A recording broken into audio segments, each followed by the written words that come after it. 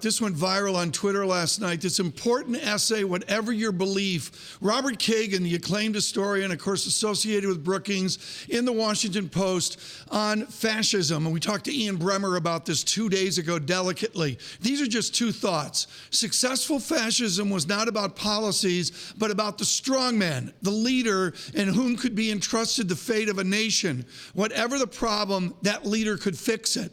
And then Dr. Kagan moves on to what these people do not or will not see, this being Republican supporters of Mr. Trump, is that once in power, Mr. Trump will owe them and their party nothing. This is your first read into the weekend. You may agree with it, you may disagree with it, but there's a polarity as we go into our political summer. Ian Shepherdson with us with Pantheon Macroeconomics, Kit Juckes with us in London as well. Ian, the backdrop for this is an economy. It's the economy election. I'm sorry, it's not, is it?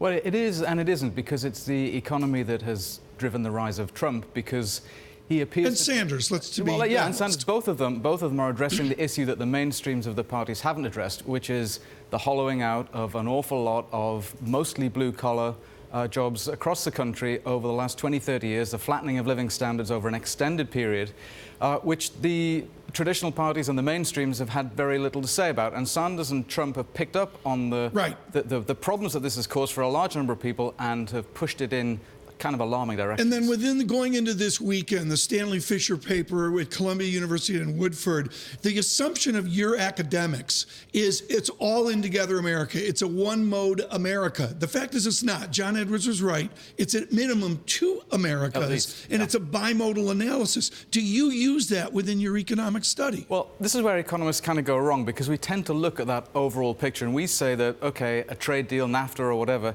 has generated a net gain overall. What we tend not to have much to say about is the distribution. And there are winners and losers. Right. And the losers have lost a lot, and there's a lot of them, and the traditional parties haven't spoken to those And I want to point out here, Francine, Phil Verliger, who was with us on oil the other day, was courageous in his comments, like Ian Shepherdson, on NAFTA and the effect of that upon two Americas, as Mr. Trump and Mr. Sanders speak of.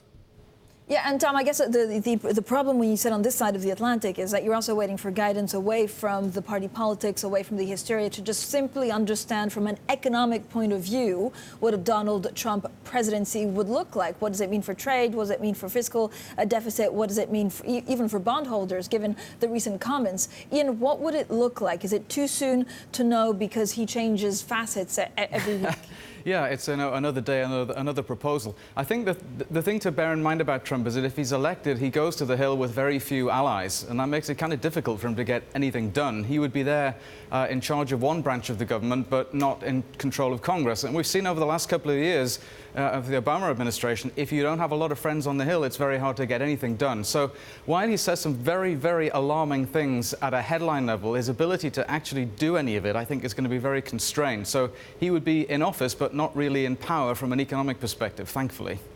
Right, but Ian, I guess if he were elected, he would distill the sense of a lot of the world's superpowers becoming more inward-looking. What does that do to world growth in the next 5 to 10 years? Well, you know, if everyone turns inwards, then what you end up with is a declining spiral in world trade, which we saw in the 1930s, and it didn't end very well. It would be, you know, the growth of world trade volumes has lifted hundreds of millions of people out of poverty over the last 2 or 3 decades, and the last thing that we want from a global perspective, if you like, is an unwinding of those gains. But what Trump has been pointing out is that those gains globally have imposed substantial losses on lots of people in the US and other developed economies as well. And what he's speaking to is the people who've been dispossessed by trade. The problem is that, you know, that net from a global perspective, trade makes everybody better off. What economists and politicians haven't found is the answer to how to deal with the people who lose out. And just denying the people have lost out, which has been the mainstream response, just doesn't cut it anymore, because clearly they have lost out. Kit, if I can bring you in here, this is all applicable in the Brexit debate as well, right? This is partially why the exit campaign and nationalism is on the rise in Britain in a different way than it used to be.